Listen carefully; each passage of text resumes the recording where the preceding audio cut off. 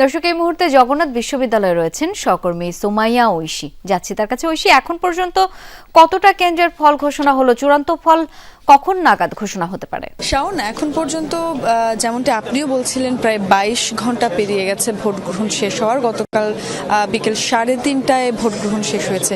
এখন পর্যন্ত 22 ঘন্টারও একটু বেশি পার হয়ে গেল। 14টি ভোট কেন্দ্রের ফলাফল এখন পর্যন্ত ঘোষণা করা হয়েছে। এখনো প্রায় 24টি বা 23টির মতো বাকি, 39টি মোট কেন্দ্র। ফলে কিছুক্ষণ আগেই আমাদেরকে ঘোষণা করা হলো বা জানানো হলো যে 3টি ভোট কেন্দ্রের ফল 1 ঘন্টা লাগছে সেই 3টি ভোট কেন্দ্রের ফল ঘোষণা করতে। সেই হিসেব করলে আসলে প্রায় রাত 10টা বেজে যেতে পারে বলে আমরা ধারণা করছি চূড়ান্ত ফল ঘোষণার।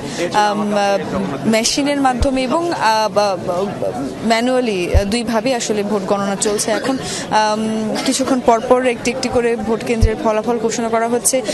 14টি ভোট কেন্দ্রের এখন পর্যন্ত ফলাফল ঘোষণা করা হয়েছে। সেখানে 249 ভোটে ভিপি পদে ছাত্রদল এবং ছাত্র অধিকার পরিষদের প্যানেলের যেই প্রার্থী তিনি এগিয়ে আছেন এখন পর্যন্ত।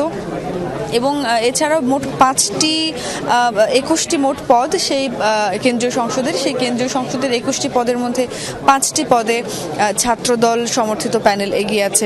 যদি একটু পদগুলো আমি বলার চেষ্টা করি, ভিপি পদে এগিয়ে আছে ছাত্রদল। এছাড়া পাঠাগার ও সেমিনার, মুক্তিযুদ্ধ, গণতন্ত্র, পরিবহন এবং সাহিত্য সংস্কৃতি, এই 5টি পদে ছাত্রদল এগিয়ে আছে, বাকিগুলো শিবির এগিয়ে আছে। তবে যেহেতু 39টি ভোট কেন্দ্র এবং এখনো অনেকগুলো ভোট কেন্দ্রের ফল বাকি, ফলে যে কোনো মুহূর্তে ফলাফল উল্টে যেতে পারে। ভীষণ হাড্ডাহাড্ডি লড়াই হচ্ছে, ফলে শিক্ষার্থীদের মাঝে উচ্ছ্বাসও অনেক। শাওন। ঐশী, অনেক ধন্যবাদ আপনাকে।